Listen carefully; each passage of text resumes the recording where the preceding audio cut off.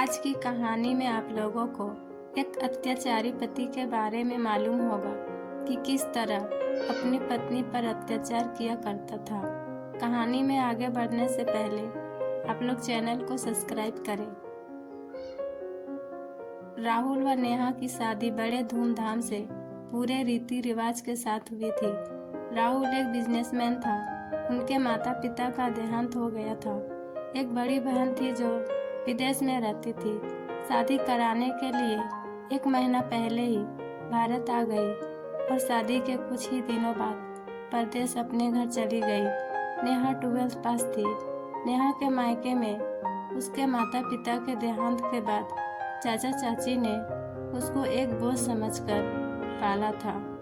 शादी करने के बाद वो अपनी जिम्मेदारी से बरी हो गए। शादी के बाद वह नेहा से बिल्कुल भी मतलब नहीं रखते थे।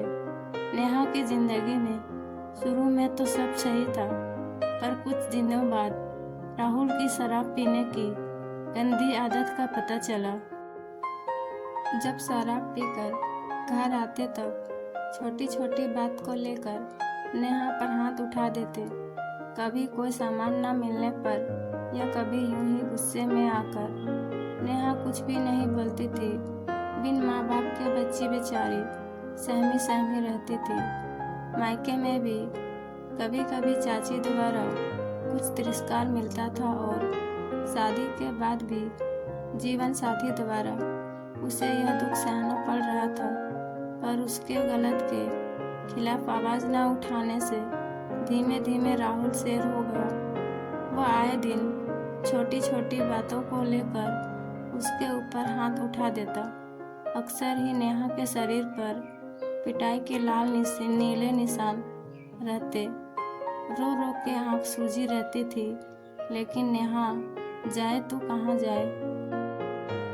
उस अभागी नादान ने इसी को अपनी किस्मत समझ लिया। मायके का कोई उसका सहारा नहीं था और ज़्यादा पढ़ी लिखी भी नहीं थी। राहुल को जब शराब का नशा उतरता तो नेहा की ऐसी दयनीय हालत देख अगले दिन वह अपनी गलती के लिए माफ़ी मांगता और नेहा उसे माफ़ कर देती। शुरू में तो नेहा ने एक आध बार उसका विरोध करना चाहा, पर हिम्मत नहीं जुटा पाई। उसने अपनी किस्मत से समझौता कर लिया था। मारने के बाद राहुल पछताता था। अपनी गलती का पश्चाताप करने के लिए वह नेहा को खुश करने के लिए अगले दिन खूब अच्छे अच्छे गिफ्ट लेकर आता। नेहा को खुश करने की कोशिश करता। 1-2 दिन में सब नॉर्मल हो जाता। ऐसे ही दिन साल बीतते गए। इसी दौरान नेहा 2 प्यारे प्यारे बच्चों की माँ भी बन गई। नेहा ने सोचा शायद अब राहुल सुधर जाएगा, पर राहुल के व्यवहार में बदलाव नहीं आया। नेहा अब कुछ सालों में राहुल को अच्छी तरह से समझने लगी थी। वह सब काम सही समय पर करती, सब चीज़ें सही जगह पर रखती, पर इंसान है, कभी छोटी मोटी भूल हो जाती और राहुल उसी बात को लेकर झगड़ा शुरू कर देता। राहुल की संगत अच्छी नहीं थी। अपने दोस्तों के साथ ड्रिंक करता और वह ज़्यादा पी लेता। उसके बाद घर में ऐसा बखेड़ा खड़ा करता और ड्रिंक करने के बाद वह अपना आपा खो देता था। धीरे धीरे बच्चे बड़े होने लगे। जवान होती बेटी शालू अब सब समझने लगी थी और सुरभि भी माँ की मनोदशा अच्छे से समझने लगी थी। जब रात में उनके घर में मारपीट हो तो लोगों की लज्जा से बेटियों को शर्म आने लगती थी। जल्दी जल्दी अपने घर के खिड़की दरवाजे बंद करने लगती थी, जिससे आसपास लोगों को पता न लगे। उनको अपना पापा से प्यार तो बहुत था, पर उनकी यह हरकत उन्हें बिल्कुल भी पसंद नहीं थी। अब की बार दोनों बेटियों ने फैसला किया, यदि पापा अब की बार ऐसा करेंगे तो हम दोनों मिलकर उसका विरोध करेंगे, और उन्होंने ऐसा ही किया। आज घंटी बजी और राहुल फिर ड्रिंक करके आया था। सालू ने दरवाज़ा खोला। वह देखते ही पहचान गई कि आज पापा कुछ बखेड़ा खड़ा करेंगे, और ऐसा ही हुआ। राहुल के गुस्से करने पर आज सालू उसके आगे खड़ी हो गई और जवाब देने लगी कि आप मम्मी को नहीं मार सकते। राहुल ने गुस्से में बड़ी बड़ी आंखें लाल करके आओ देखा न ताओ आज अपनी बेटियों पर भी हाथ उठाने को बढ़ा, और उसने सालू को एक झापड़ मार ही दिया। सालू आंखों में आंसू लिए अपनी माँ को गुस्से से देख रही थी और जोर जोर से रो रही थी, जैसे मानो उसकी आंखें बोल रही हो, माँ जो तुमने आज तक सहा, आज से वही मेरे लिए भी शुरुआत हो रही है। नेहा को आज अंदर से बहुत ही बुरा लगा। आज 2 जवान होती बेटियों की माँ नेहा में न जाने कहाँ से इतनी हिम्मत आ गई। उसने अपनी बेटियों पर हाथ उठाता देख जाकर राहुल का हाथ जोर से पकड़ झटका। फिर गुस्से से बोली, मैं तुम्हारी पत्नी हूँ, कोई निर्जीव वस्तु नहीं जो तुम मुझे मार सकते हो।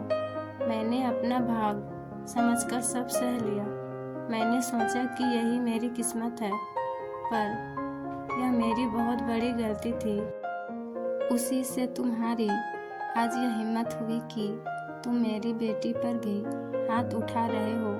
मैं एक माँ हूँ, अपनी बेटियों के लिए यह मुझे बिल्कुल भी बर्दाश्त नहीं। आज मैं तुम्हें ऐसा नहीं करने दूंगी। नेहा ने गुस्से से आज चंडी का रूप धारण कर पास में पड़ा डंडे को उठा ली।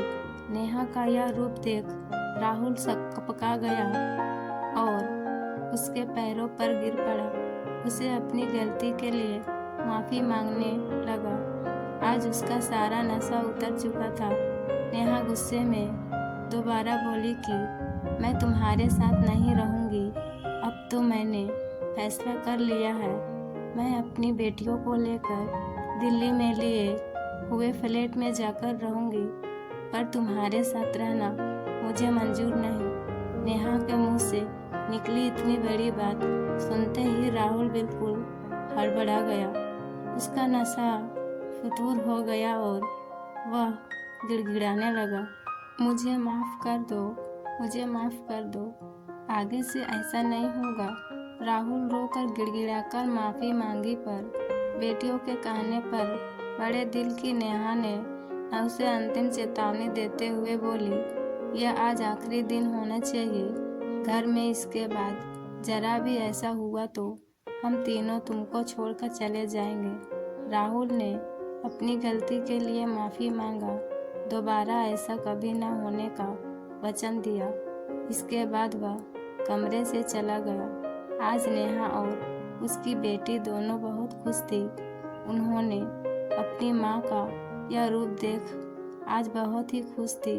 जो नेहा को कई साल पहले करना था उसने आज कर दिया और अपनी नारी शक्ति का परिचय दिया। अत्याचार को सहना व विरोध न करना दोनों गलत है। अपने व परिवार के स्वाभिमान की रक्षा भी हमारा कर्तव्य है। ऐसा न करने से अत्याचारी का दुस्साहस बढ़ता जाता है व सहने वालों के आत्मविश्वास में कमी होती जाती है। हमें यकीन है ये कहानी आप सबको पसंद आई हो। कहानी पसंद आई हो तो वीडियो को लाइक, शेयर और सब्सक्राइब करें।